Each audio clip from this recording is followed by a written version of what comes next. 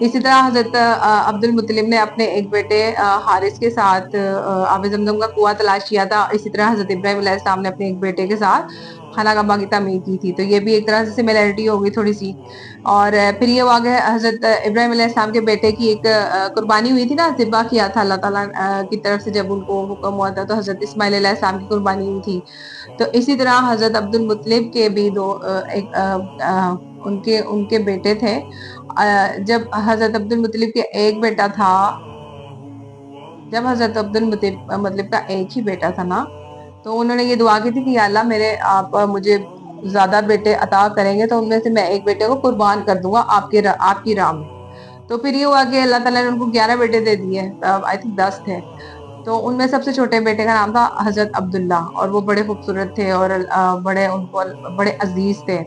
तो फिर ये हुआ कि फिर उनको जब हजरत अब्दुल मुत्तलिब को याद आया कि मैंने तो मन्नत मानी हुई थी, मेरे इतने माशाल्लाह बेटे हैं, तो उन्होंने एक दफा अपने सारे बेटों को बुलाया और उनसे कहा कि मैंने अल्लाह से ये मन्नत मानी थी, तो मुझे आप लोगों में से किसी एक को कुर्बान करना पड़ेगा। पहले तो वो सारे बेटे हैरान हुए, फिर उन्होंने कहा नहीं ठीक है, अगर आप अल्लाह का हुक्म है तो मेरी आपने मन्नत मानी है, आपको पूरी करनी पड़ेगी। तो वो मान गए, फर्माबरदारी उन्होंने शो की।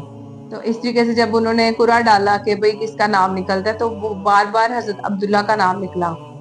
तो फिर ये हुआ कि वहां कुरैश के सरदार भी मौजूद थे। उन्होंने सोचा, उन्होंने कहा कि देखिए अगर आपने अपने एक बेटे को इस तरह अल्लाह की राह में कुर्बान कर दिया, तो चूंकि आप सरदार हैं तो आपको देखा देखी बहुत सारे, और मक्का में जो है ना बहुत सारे लोगों में ये रिवाज चल पड़ेगा कि जब भी ज्यादा औलाद हुआ करेगी तो लोग एक बच्चे को कुर्बान कर दिया करेंगे।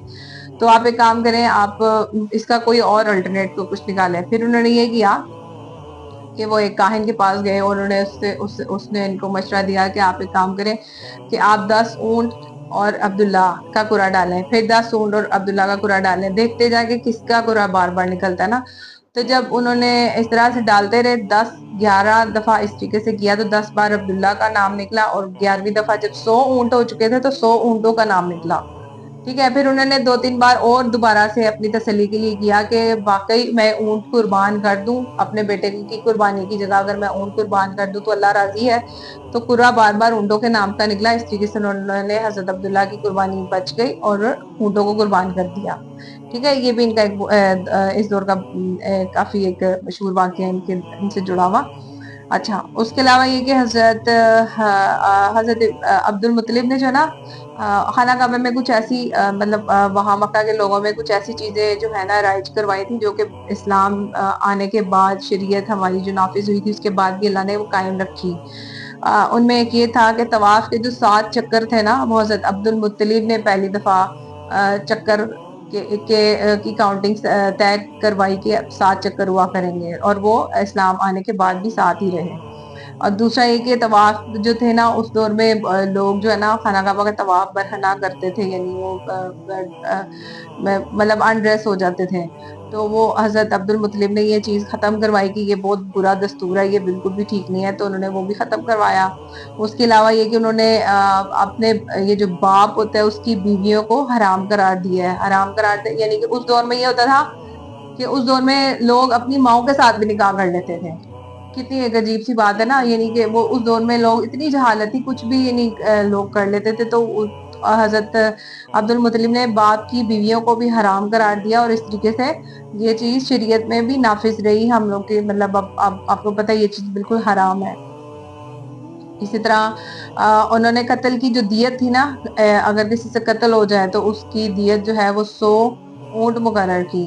और दूसरा उन्होंने बताया कि जो कभी इंसान को कहीं से कोई खजाना मिले या माले गनीमत मिलता था ना, तो उसका 5वां हिस्सा जो था वो अल्लाह ताला के नाम का निकाल के गरीबों में तकसीम करने के लिए वो उन्होंने राइज किया। और ये वो चीजें थी जो कि शायद दीन इब्राहिमी का हिस्सा थी, लेकिन लोग भूल चुके थे ना, तो उन्होंने ये चीज नाफिज करवाई। तो इस तरीके से आहिस्ता आहिस्ता लोग वापस थोड़ा थोड़ा इस तरफ आए। और दौर में इस तरह जब लोग हज करते थे ना, तो उसके बाद हज के बाद वो अपने घरों में जो है ना पिछले डोर से एंटर होते थे, वो बैक डोर से एंटर होते थे वो। तो ये भी उन्होंने ये रस्म खत्म करवाई कि भाई आप लोग सीधे तरीके से घरों में एंटर हुए। तो ये भी खत्म किया सिलसिला उन्होंने ये। और दूसरा ये कि हजरत अब्दुल मुत्तलिब जो थे वो अपने اب بیٹے جو سب سے لاڈلے بیٹے حضرت عبداللہ تھے، ان کی آخری نشانی حضرت محمد صلی اللہ علیہ وآلہ وسلم کو انہوں نے اپنی آخری عمر میں انہوں نے ان کو پالا تھا. یاد ہے نا 8 سال کی ایج تک انہوں نے ان کو ان کی تھوڑی کیئر کی. یعنی 6 سال کی ایج تک تو پہلے ان کی ماں نے ٹیک کیئر کی، اس سے پہلے ان کی دائی نے کی حضرت محمد صلی اللہ علیہ وسلم کی، اور اس کے بعد جب ان کی ماما کی ڈیتھ ہو گئی تھی اس کے بعد ان کے دادا نے ہمیشہ ان کو اپنے ساتھ رکھا. اور وہ اپنے بیٹے حضرت ابو طالب کو بھی کہتے رہتے تھے، جو حضرت محمد صلی اللہ علیہ وسلم کے چچا تھے نا ابو طالب، ان کو بھی کہتے رہتے تھے کہ آپ نے ان کی بہت کیئر کرنی ہے. ان کو اپنی زندگی میں ہی ان کو ایک طرح سے سونپ دیا تھا انہیں کہ محمد صلی اللہ علیہ وسلم جو ہے وہ ایک بہت عظیم المرتبت عہدے پر فائز ہونے والے ہیں. یہ ایک عظیم ہستی ہے. یہ دنیا اور دنیا اور آخرت کے لیے مطلب ہم لوگوں کے لیے ایک بہت